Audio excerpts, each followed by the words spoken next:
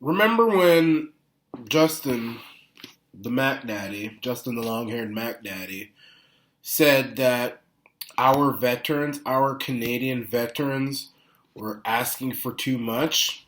And this happened somewhere in Alberta when a veteran who was injured, I believe he lost his leg or something like that, but he was badly injured in war, protecting our country, and he was asking a question because the government of Canada right now, well, the Mac Daddy's government, Justin Trudeau, the Mac Daddy's government, is suing veterans. Well, not suing veterans. I believe it's either they're suing veterans or the veterans are suing the government because veterans' benefits are being taken away. Major benefits that veterans rely on to survive have been taken away. And the veteran, the soldier said, I never thought that I would have to fight my own government. And then, he said, why are you doing this? And the Mac Daddy got up and said, well, y'all are asking for too much. But while Canadian veterans are asking for too much, Afghani veterans get $33 million from Justin, the long-haired Mac Daddy Trudeau's government to help build a rehab center for them. And if you think I'm lying, this is coming from the Toronto Star, which is, they eat the Mac Daddy's ass for breakfast, lunch, and dinner. They love the Mac Daddy, okay? So for them to come out with this means that, there is no reason for the Star to lie on the Mac Daddy. There it is. It's there. It's really sad. And he said this actually before, a couple months before he told the veterans of the world that they're asking for too much. So he gave $33 million. And I'll read the article. And the article is actually right now posted. It's pinned on the link on the comments section. So you can read the article for yourself. It's the Star, the Toronto Red Star, the Toronto Failing Star. The Toronto Failing Red Star. That's it. They had to close down a few printing presses the other day because nobody reads them. But they've come out with this. And the Mac Daddy's government contributes $33 million to help build a rehab center for Afghan vets. Afghan vets. So let's read the article. And right after doing that, he says, veterans are asking for too much. And I didn't know that this happened at the time. Otherwise, I would have made a video about it sooner. But I just heard about it. And I'm thinking to myself, he gives $33 million to Afghan vets. And then says that Canadian vets are asking for too much.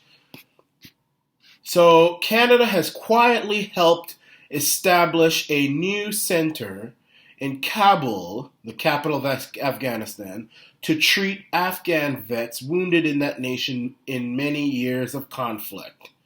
So there is actually a picture of the members of the Afghan Civil Order of Police standing in formation. So, this is Afghan soldiers. So Canada has quietly, because they don't want people to know about it, but the Star picked up on it, Canada has quietly contributed $33 million to help establish a new center in Kabul to treat Afghan vets wounded in that nation's many years of conflict, the Star has learned. When built, the rehabilitation center will be the largest and most modern facility of its kind in an impoverished country where injured vets have faced an uphill battle for treatment. Oh, but Canadian vets are asking for too much. It would dramatically improve the quality of care for ill and injured vets, said one former soldier who served in Canada's Afghanistan mission. He said the needs are great in the country, the result of 40 years of war and the remnants of war. The numbers would be astonishing, said the former soldier, who spoke on background because a formal announcement has not yet been made. And The Foreign Affairs Department has confirmed that Ottawa recently contributed $33 million through NATO's trust fund for the Afghan National Army for the construction of the Kabul Military National Hospital's Rehabilitation Center.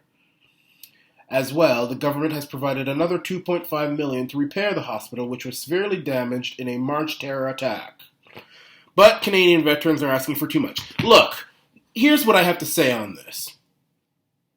The Afghan military did help us to destroy the Taliban and all that stuff. So that's probably why they're helping them. But here's the thing that you have to understand about the Mac Daddy. And I've said this over and over again. Justin, the long-haired Mac Daddy Trudeau, his legacy will forever be he took care of other countries and other people over Canada. That's it. He was more concerned about other countries than he was about this country. Here's the thing that you have to understand. Right after doing this, giving all that money to Afghanistan for their soldiers, he says to our veterans they're asking for too much. We need to reverse that here. We need to give the Afghan soldiers whatever we're giving the Canadian soldiers. We need to tell them, you're going to get stuff, but, you got to rebuild your own country here. I mean, the Middle East is covered in oil. They've got all kind of stuff. They can use their resources to be rich and wealthy. They make Afghanistan, they make carpets. They can make the carpets all they want and use the money to rebuild their army and rebuild their country. We shouldn't have to be doing this. Canada should not be the whipping boy for the world. We shouldn't allow the world to walk all over Canada. But here's the thing. We tell our veterans that they're asking for too much. Our government is taking our own veterans to court because we think they're asking for too much. But we have no hesitation to give millions of dollars to Afghan vets to help them. I mean, how do we know that those same vets that we're helping don't suddenly change their mind and say, you know what? I think I want to join the Taliban or Al-Qaeda or ISIS. And so, I changed my mind. I don't want to work for this. This is stupid. I want to go back to the Taliban. I want to, I'm tired of this modernity. I ain't fighting for this no more. I want to join the Taliban now. What then?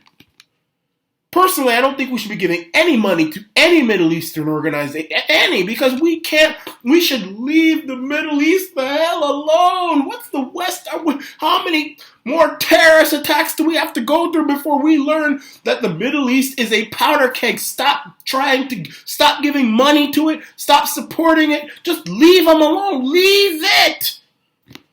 Leave it. In fact, even with Israel, I'm an Israeli supporter. I support Israel. I do. I think that it was right for Jerusalem to be the capital because it's the capital. That's it. But I think we should be neutral on this whole fight. Look, I think we should recognize Jerusalem and I think we should recognize Palestine. And that's just it. Forget about it. We should stop meddling in the Middle East. How many more terrorist attacks does it take for us to learn our lesson? These people are unstable. But be that as it may, we're in there and we're giving millions and millions of dollars to Afghan vets and we're telling our vets that they're asking for too much. That needs to be reversed.